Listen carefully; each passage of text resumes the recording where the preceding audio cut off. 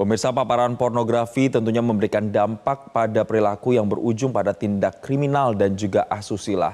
Lalu upaya memberantas situs-situs konten pornografi pun terus dilakukan, tapi nyatanya masih saja dapat diakses oleh masyarakat. Dan untuk membahas terkait dengan hal ini dan juga bagaimana agar situs-situs tersebut tidak dapat diakses lagi, kita akan berbincang dengan pakar keamanan siber dari vaksin.com, Alphonse Tanujaya. Selamat siang, Mas Alphonse, Pak Alphonse. Selamat siang, Jason. Baik, terima kasih telah bergabung bersama kami di Newsline. Nanti kita akan bahas kupas tuntas bagaimana kemudian kebiasaan menonton film porno ini menjadi sebuah perilaku yang berujung pada pembunuhan dan juga ruda paksa. Tapi kita harus jeda dulu. Pak Alphonse, ini tadi kami sudah jabarkan begitu sebelum jeda tadi ada kasus-kasus di Palembang dan juga ada di Labuhan Batu dan juga Bitung. Kalau untuk yang di Palembang, ini ditemukan ada sejumlah video porno di ponsel anak-anak di bawah umur tersebut.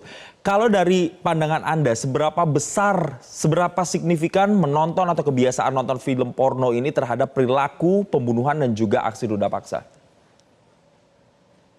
Jangankan untuk anak kecil ya, untuk orang yang sudah dewasa saja, jika kecanduan pornografi akan berakibat negatif untuk hidupnya.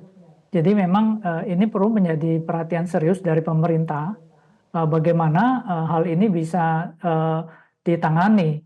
Jadi memang sekarang yang kita perlu fokus, ini terlalu banyak masalah kalau kita fokus semuanya. Jadi khusus untuk yang di bawah umur ini, memang akses konten pornografi ini perlu dibatasi dengan serius supaya ya dampak-dampaknya sangat memprihatinkan ya. Hari ini saja beritanya ada di 3 lokasi yang anak-anak di bawah umur yang tidak bisa mengendalikan dirinya lalu mencari korban dari lingkungan sekitarnya ya, dan kasihan sekali korbannya kan.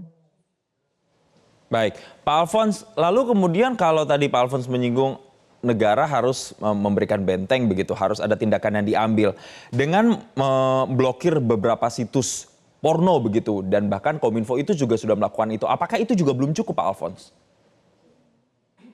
Rasanya sulit ya. Jadi sekarang konten itu kan ada di dalam aplikasi. Jadi kalau misalnya di situs porno seperti dulu ya, playboy.com dan sejenisnya kita bisa blokir dari domainnya. Tetapi kalau misalnya kontennya ada di dalam aplikasi, ada di dalam Instagram, ada di dalam Facebook, ada di dalam YouTube, ada di dalam X atau Twitter, ada di dalam Telegram, ada di dalam WhatsApp, itu pemerintah nggak ada akses. Kenapa? Yang punya akses adalah pemilik aplikasinya. Karena itu memang dari pemerintah atau Kominfo perlu mengkomunikasikan kepada penyelenggara konten ini agar mereka melakukan hal yang diperlukan.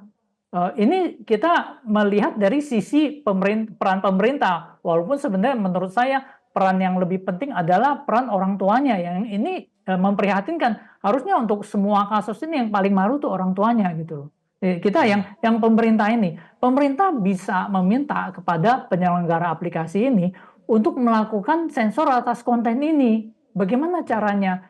Karena pemerintah nggak punya akses terhadap konten di dalam aplikasi, maka penyedia konten ini wajib untuk melakukan menyediakan konten yang sesuai dengan hukum Indonesia. Salah satunya nggak boleh ada pornografi. Lalu bagaimana caranya? Saya nggak bilang ini 100% bisa efektif, tetapi akan cukup efektif 80-90%. Di mana penyelenggara konten ini memiliki akses, mereka tahu yang akses ini IP-nya dari mana gitu loh. Nah, jadi batasi saja seluruh IP dari Indonesia yang tercatat, ya dibatasi saja, tidak bisa akses konten yang dilabeli dengan adult atau apa, karena memang tidak sesuai dengan hukum Indonesia.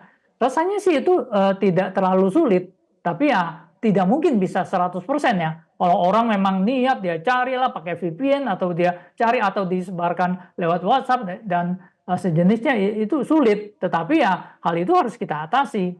Dan jangankan Indonesia, hari ini kita lihat di Korea Selatan juga lagi pusing kan. Mereka sekarang konten pornografinya pakai AI. Dan itu terjadi secara tidak langsung, satu karena AI-nya memungkinkan. Deepfake itu memungkinkan. Cuman kasih fotonya, orangnya nggak pernah ada konten pornografi, tapi AI yang buat konten pornografi itu. Dan itu disebarkan dan dimungkinkan oleh Telegram. Nah, jadi hal ini yang kita, satu, untuk deepfake-nya kita batasi, lalu untuk Telegram ini kita minta mereka bertanggung jawab. Kira-kira seperti itu yang bisa dilakukan. Baik, harus kemudian bisa dilakukan screening dari penyelenggara aplikasi tadi juga.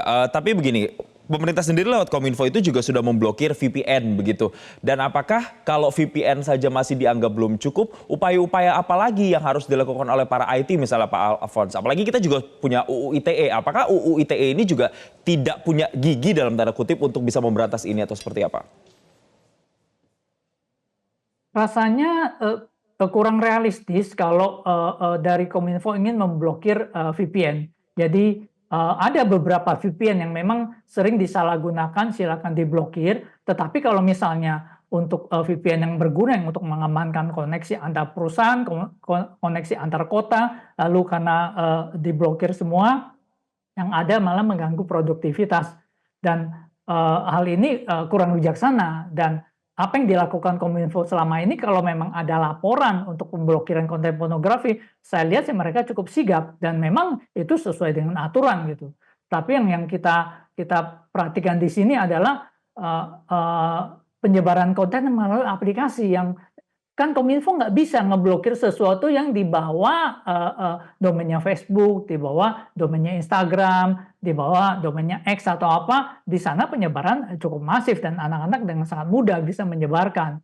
Dan hal lain juga, anak-anak juga bisa menyebarkan melalui WhatsApp atau konten lain, platform lainnya, dan itu tidak mudah untuk bisa dicegah. Karena itu kita boleh minta pemerintah bantu juga, tetapi saya sarankan juga mungkin pemerintah lakukan digital literasi digital ya, supaya masyarakat bisa tahu. Jadi orang tua bisa tahu sebenarnya pendidikan yang paling penting itu orang tua. Jadi jangan apa-apa literasi nuntutnya ke digital ya Pak pemerintah Alphonse juga. ya. Rasanya agak konyol juga gitu, Jason. Baik, terakhir singkat saja sedikit Pak Alphonse, kalau misalnya pemerintah bekerja sama dengan search engine begitu atau mesin pencari, apakah itu juga akan efektif, akan signifikan?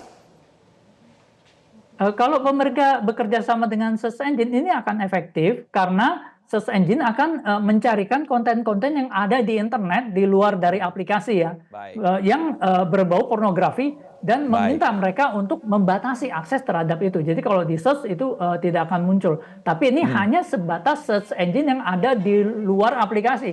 Yang di dalam aplikasi pemerintah tetap itu akan beda lagi koordinasi penanganannya dengan ya. pengelola aplikasinya. Baik, tapi bisa dipertimbangkan sebagai salah satu cara untuk kemudian men-screening konten-konten pornografi yang tersebar di media sosial, di luar media sosial yang dapat dicari oleh mesin pencari. Terima kasih pakar keamanan siber Alphonse Tanujaya telah bergabung bersama kami di Newsline dan selamat kembali melanjutkan aktivitas. Jelajahi cara baru mendapatkan informasi. Download Metro TV Extend sekarang.